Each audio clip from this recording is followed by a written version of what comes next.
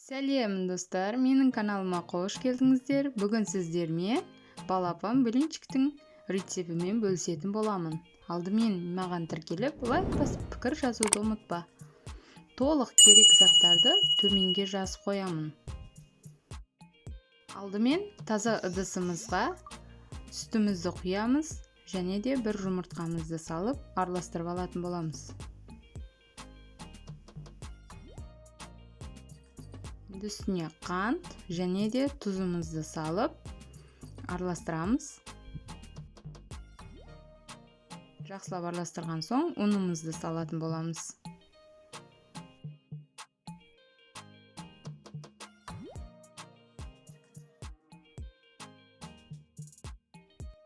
Ұнымызбен араластырып алған соң үстіне разрыхлительді саламыз.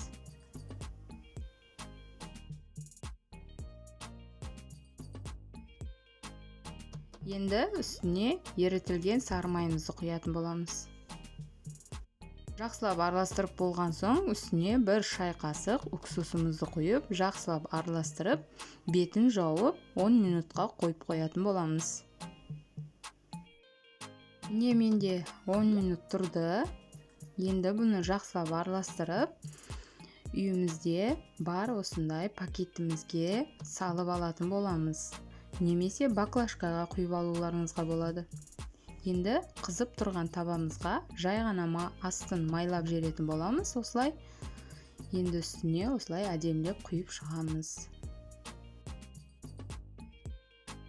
Өте оңай дайындалады, өте дәмді болып шығады. Балаларыңыз сүйсініп жейтін, қызығып жейтін блинчик болып шығады. Осылай асты піскен соң осылай зубочисткамен осылай аударсаңыздар өте ыңғайлы.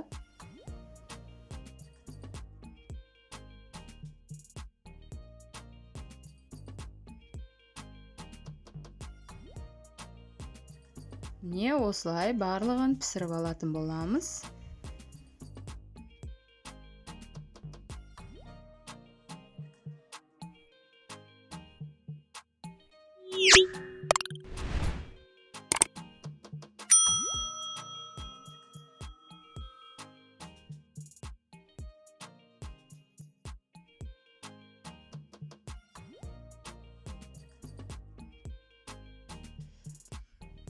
Менде балапан блинчиктеріміз дайын болды. Өте керемет, өте дәмді болып шығады.